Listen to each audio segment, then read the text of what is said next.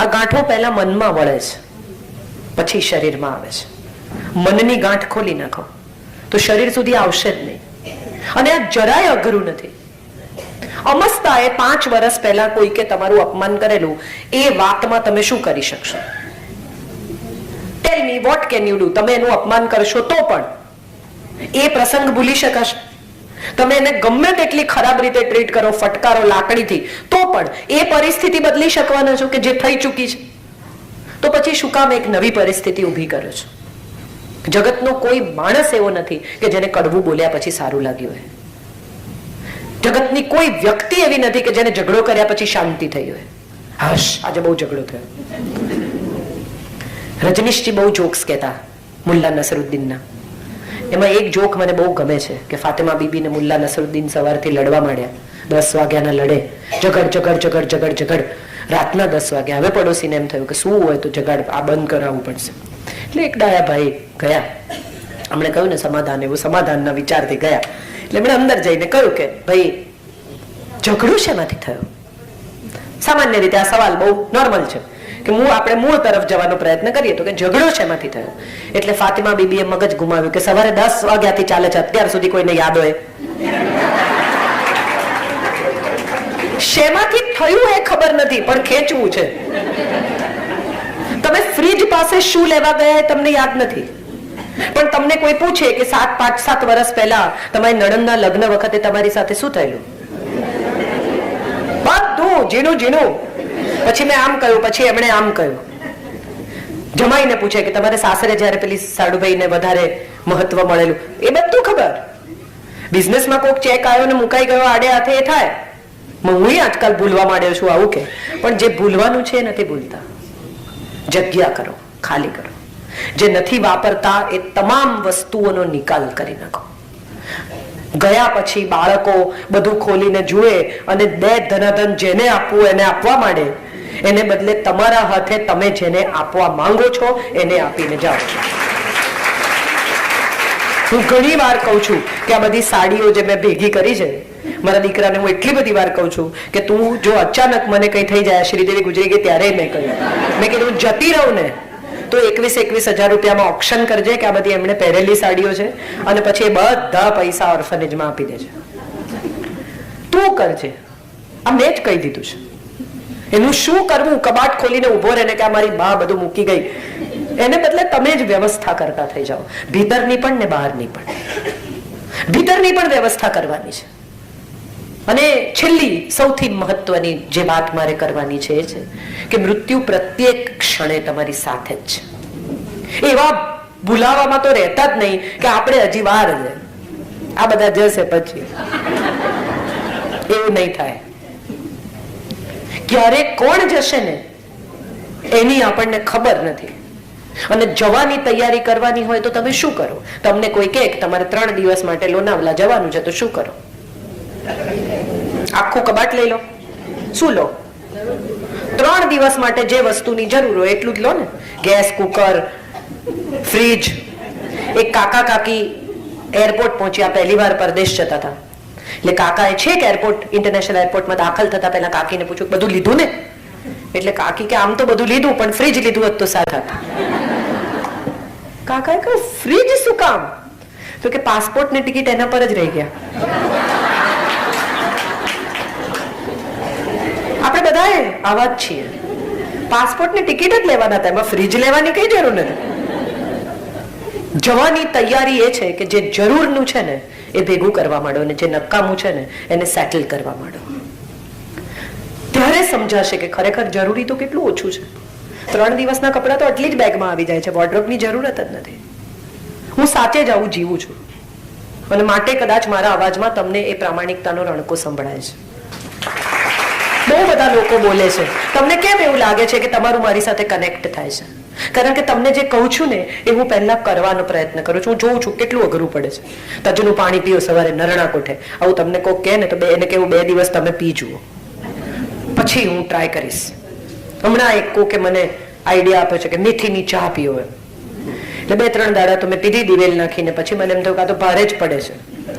એટલે મેં એમને ફોન કર્યો, મેં કીધું તમે પીધી છે આ? તો મને કે ના ના મેં તો વાંચ્યું છે. તો મને કેમ તમે ચાકડે ચડાવો છો? તમે કર્યું છે આ? તમે કર્યું નથી, તમે એમ જ કહો છો. મજાની વાત એ છે કે આપણે બધા છે ને ફોરવર્ડના માણસો છીએ. તમને કોઈ પેટી ભરીને થેલી ભરીને કચરો આપી જાય તો તમે શું કરો? સવારે તમે બારણું ખોલો અને કોઈક થેલી કચરાની તમને આપી જાય તો તમે શું કરો? ટેલ મી. ફેંકી દો ને, કે વાડકીમાં કાઢીને થોડો થોડો બધાને ઘેર આપી આવો? શું કરો? આપી આવો? કોઈ આપી આવે એવું છે ભાઈ? ઓકે, તો વોટ્સએપ કેમ ફોરવર્ડ કરો છો?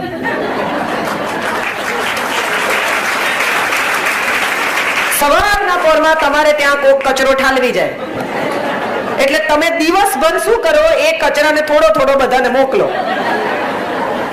ઇમેજિન. અને એમાં કેવું જીવન આવું હોવું જોઈએ ને, સંબંધો આવા હોવા જોઈએ ને, ફ્રેન્ડશિપ આ છે ને, દોસ્ત इसको कहते हैं ને, જીવન સાથી इसको कहते हैं ને.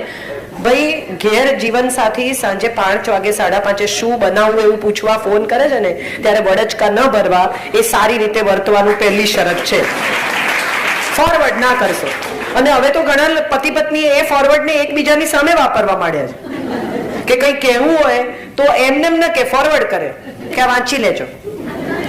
મજાની વાત એ છે કે આપણે બધા જ ખરેખર એકબીજા સાથે રહેવા માંગીએ છીએ. જગતની કોઈ રિલેશનશિપ તોડવાની આપણી ઈચ્છા, ઈરાદો કે ઉદ્દેશ નથી. અને છતાંય આપણે એ સંબંધને સાચવવા માટે કંઈ નથી કરતા.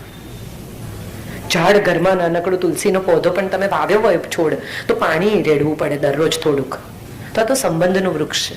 થોડું થોડું પાણી રેડો, ક્યારેક નિંદણ કરો, ક્યારેક એની પાસે બેસો. તમે જુઓ, હવે તો કે છે સાયન્સમાં કે તમે એ વૃક્ષને અડો, એને વાલ કરો તો એ ઝડપથી ગ્રો થાય છે. તો સંબંધના વૃક્ષનું પણ એવું છે.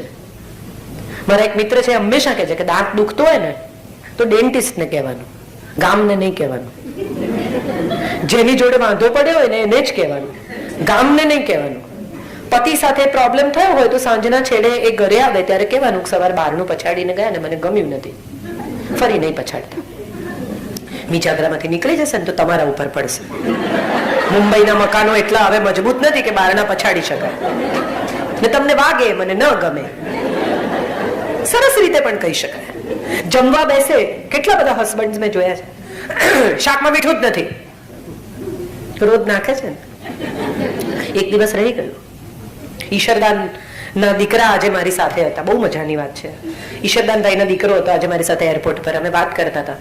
ઈશ્વરદાનભાઈ હરિરસ લખતા હતા. એમના પત્ની એક દિવસ રસોઈમાં મીઠું ભૂલી ગયા. ઈશ્વરદાનભાઈએ ખાઈ લીધું.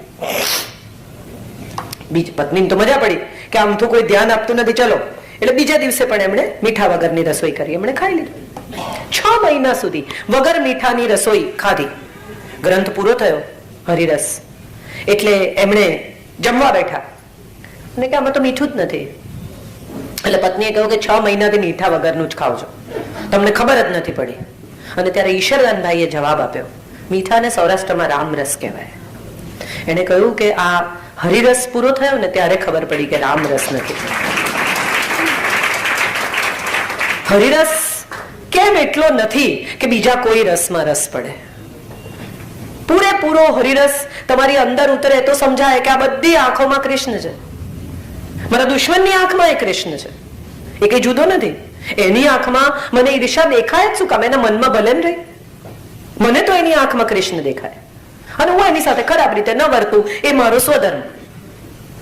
એ શું કરે છે એ જોઈને જો હું વર્તું તો એનો અર્થ એમ થયો કે એના મન મારામાં કોઈ ફેર નથી. તમારે ફેર પાડવો છે તો તમે એક્શન લો, રિએક્શન ના આપો. You are the one who will initiate your relationship, not others. Not let others handle you. કોક તમને ગુસ્સે કરી જાય, કોક તમને આમ કરે. ઘણા લોકો મને ગુસ્સો આવી કેવી રીતે જાય? બાયણા બંધ કરો, એમ કેવી રીતે આવી જાય? અને માણસ છીએ, ક્યારેક ઈર્ષા થાય, ક્યારેક ગુસ્સો આવે, ક્યારેક ન ગમે, થાય. આ બધા સવાલો હ્યુમન બીઈંગ તરીકે આપણને થાય. અગત્યનું એ નથી કે ગુસ્સો કેટલો જલ્દી આવે છે, અગત્યનું એ છે કે ગુસ્સો કેટલો જલ્દી ઉતરે છે. અને ઉતર્યા પછી તમે જે ઘા પાડ્યા છે એને મલમ લગાડવા માટે તમે શું કરી શકો છો? સે સોરી, પૂરા હૃદયથી માફી માંગતા શીખી જાઓ, કોઈ ઈગો વગર. અને માફી એટલે એવું નહીં, સોરી હવે. મેં એવાય સાંભળ્યા છે, સોરી હવે કહ્યું તો ખરો. પહેલા પ્રેમમાં પડે ને એટલા ધીમા અવાજ, તમને એમ થાય શું વાતો કરે છે કે નથી કરતા, ફોન પકડી રાખ્યો છે. ધીમે ધીમે ધીમે ધીમે, I love you, I love you, I love you, love you. ચાલે લાંબો સમય, પછી કલાક રહીને ફોન મૂકે ને તમે પૂછો શું વાત થઈ, કે કઈ નહીં. કલાક કઈ વાત જ ન કરી. અને સ્વીટ નથિંગ્સ કહેવાય. અને આ બહુ જીવનનો રસ છે, માણવો. પછી થોડો વખત થાય, લગ્નને 4-5 વર્ષ, એરપોર્ટ પર ફ્લાઇટમાં બેઠા હોય, ઉપડવાની તૈયારી હોય, વાતો ચાલતી હોય, અને એર હોસ્ટેસ આવીને કહે કે ફોન મૂકી દો. એટલે કે ચાલ હવે આ મૂકવાનું કે છે, લવ યુ મૂકું છું. ન કહો આવી રીતે, લવ યુ ન કહો, ફીલ કરો. તમે પ્રેમ કરો છો તો પ્રેમને અભિવ્યક્ત કરો. નાની નાની વસ્તુઓમાં પ્રેમ છે. આ ફૂલ શું કામ આપે છે મને? સન્માનમાં શું એમાં ફૂલ આપવાથી થઈ જાય? સ્નેહની અભિવ્યક્તિ છે. અને એને એટલા જ સ્નેહથી સ્વીકારો. કેટલી બધી પત્નીઓ કમ્પ્લેન કરે કે પતિ બહાર ગામ જાય ને, મારા માટે કશું લાવતા જ નથી. એટલે પતિ બિચારા યાદ કરીને બેંગ્લોર ગયા હોય તો સાડી લે, શોધીને 15-20 કઢાવે. હા, આવી કેવી કરેક્ટ. કોણે કહ્યું? હાથ ઊંચો કરો. અનુભૂતિમાંથી પસાર થયેલો આ રિએક્શન છે. અને જેવી સાડી ખોલે એટલે કે ગ્રીન, હું ક્યાં ગ્રીન પહેરું છું? અરે નથી પહેરતા તો પહેરો. એ લાવ્યા છે. લમ્હે નામની એક ફિલ્મ છે, શ્રીદેવીને ફરી એકવાર યાદ કરીએ. એમાં એને કહે છે કે વીરેન ये रंग नहीं पहनेगा, वीरेन को ये रंग पसंद नहीं है. અને ત્યારે શ્રીદેવી કહે છે કે मैं उनकी पसंद का नहीं, मेरी पसंद का स्वेटर खरीदना चाहती हूँ, क्योंकि मैं उन्हें मेरी पसंद का रंग पहनाना चाहती हूँ. એવું પણ બને કે એમણે એમની પસંદનો રંગ ખરીદ્યો હોય. સ્વીકારો અને સ્વીકારને આનંદથી અભિવ્યક્ત કરો. જિંદગી બહુ ટૂંકી છે. જીવવાની જડીબુટ્ટી એક જ છે, ખુશ રહો ને ખુશ રાખો. એનાથી વધારે કંઈ આપણાથી થઈ શકવાનું નથી. બહુ બધા અહંકારોમાં રજનીશે એકવાર કહ્યું તું કોઈકને, એક ભાઈ કે હું તમારું આમ કરી દઉં, તમારું તેમ કરી દઉં, તમારું પેલું કરી દઉં. રજનીશે કહ્યું કે બહાર જઈને ઉભો રહેજે, હવા આવ્યા વગર પાંદડું હલાવી શકે તો મને બોલાવજે, જોવા મારે જોવું છે, મારે જોવું છે. શું કરી શકીએ છીએ? વિધિ સામે, ઇમોશન સામે, બધા સામે લાચાર છીએ. પણ એ લાચારી સ્વીકારવી નથી, એની સામે સંઘર્ષ કરવો છે. એને બદલે ફ્લોટ થઈએ સમય સાથે, સંવેદનો સાથે, લાગણી સાથે, સ્નેહ સાથે. અને એને અનુભવતા આગળ જઈએ તો હું માનું છું જિંદગી બહુ ઇન્ટરેસ્ટિંગ છે. આપણે એને એટલી ગૂંચવી કાઢી છે કે ગૂંચવેલી જિંદગીમાંથી હવે પેલો મૂળ છેડો આપેલા જેવું છે. 10 વાગ્યાનો ઝઘડો ચાલે, હવે આમાં ક્યાં ગોતવા જાવ? આ બધો છેડો ગૂંચવાઈ ગયો, ચલો કાતર મૂકો. એને બદલે ગૂંચવ્યા પહેલા થોડી ક્ષણ સ્વયંને આપો. મોટા ભાગના લોકોનો પ્રોબ્લેમ એ છે કે બોલ્યા પછી પસ્તાય છે. Weight for a minute and ask yourself કે આ જરૂરી છે? આ કહેવાથી કંઈ બદલાશે? અને જો ન બદલાય એવું હોય તો આ ક્ષણને પસાર થઈ જવા દો. બસ આટલું જ કરવાનું છે. એ ક્ષણને વીતી જવા દેવાની છે. એ વીતી ગયેલી ક્ષણ તમને કહેશે કે તમે ન બોલ્યા ને બહુ સારું થયું. કારણ કે તરત જ સામેના માણસમાં પણ એટલી સેન્સિટિવિટી છે, એને રિયલાઇઝ થાય છે. આપણો પ્રોબ્લેમ એ છે કે સાઉથ ઇન્ડિયન પિક્ચરની જેમ 3 વાર તમાચા મારીને આમ બતાવું છે. એકચ્યુઅલી એવી જરૂરત જ નથી. સામેના માણસની સેન્સિટિવિટીમાં પણ ભરોસો કરો.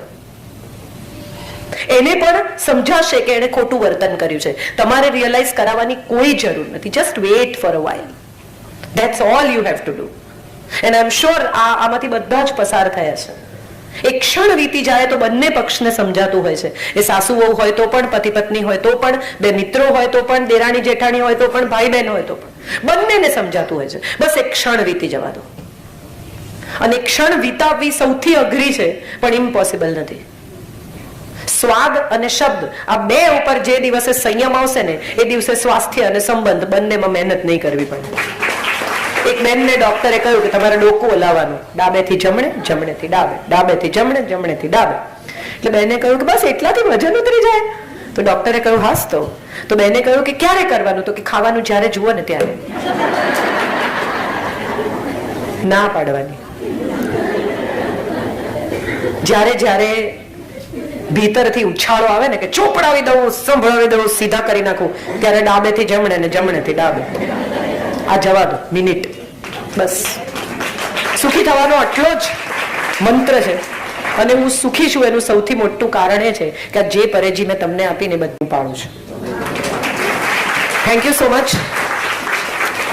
બહુ આનંદ, બહુ સ્નેહ, બહુ જ આદર અને વાલ, આ બધું જ અહીંથી આ મિનિટે મળ્યું. આવું સરસ ઓડિયન્સ અમને બહુ જલ્દી એટલા માટે નથી મળતું કે ટેલિફોન બહુ સમય લઈ લે છે, મોટા ભાગના લોકો ફોન પર હોય. અને સરસ ઓડિયન્સ મળે ત્યારે અમને પણ વાત કરવાની, બધાને જે બી બોલતું હશે એને મજા જ આવતી હશે. કારણ કે વક્તાને શું જોઈએ? શ્રોતા. પુસ્તકને શું જોઈએ? વાચક. આપણે બધા વક્તા બહુ સારા છીએ, શ્રોતા થોડાક ઓછા છીએ. એટલે સારા શ્રોતા પણ થવું. પતિ ઘેર આવે ને પછી પત્ની કહે કે આ ટીવી બગડી ગયું છે, કે હું શું કરું? કઈ ન કરો. એને કહ્યું ને કે ટીવી બગડી ગયું, તો એને એવું રિએક્ટ કરો કે એમ તારો દિવસ ખરાબ ગયો તો તને મજા નહીં આવી હોય ને, ચાલ આપણે 2 જણા કાંટો મારી આવીએ. આટલું જ કરવાનું છે. એ જ તમને કહેશે કે ના ના થાકેલા પાકેલા ક્યાં તમે મને બહાર લઈ જશો. એટલી સમજ દરેકમાં છે. ઓફર તો કરો. આપણો પ્રોબ્લેમ એ છે ટીવી બગડતો, આખો દાડો હવે ઓફિસથી આવીને તારા ટીવી સુધારું. આપણે બધા જ આવા છીએ. જે નથી બોલવું એ બધું જ બોલીએ છે, અને જે ખરેખર કહેવાનું છે એ રહી ગયું એવું રિયલાઇઝ ત્યારે થાય છે જ્યારે વ્યક્તિ જતી રહે. સુખ જતું રહે ને પછી ખબર પડે કે આ ગયું એ સુખ હતું. છે ત્યાં સુધી સુખને ઓળખી લઈએ, માણી લઈએ, ચગળી લઈએ. પીપરમિન્ટ જેવું છે. જે લોકોને ઓરેન્જની પીપરમિન્ટ સમજાતી હશે ને એને સુખ સમજાશે. ધીમે ધીમે ચગળીને મજા લેવાની, ભચડ ભચડ ચાવીને ખતમ નહીં કરી નાખવાની, નહીં તો દાંતમાં ચોંટી જાય, પછી કાઢ્યા જ કરવું પડે. અને ચગડો તો બહુ જ વાર સુધી એનો સ્વાદ રહે, બહુ મજા આવે. હોઠ પણ પછી આ કરીને જુએ જીભ ઓરેન્જ થઈ છે કે નહીં. બહુ મજાની આ બધી પળો છે જિંદગીની, અને આ બધી મજાની પળોને પૂરેપૂરી માણી લેવી. કેમ કે ખબર નથી કેટલો વખત રહેશે. નાનકડી છોકરી હોય પાણીપુરી ખાવા જાય તો મા બાપ વડે પેટ બગડશે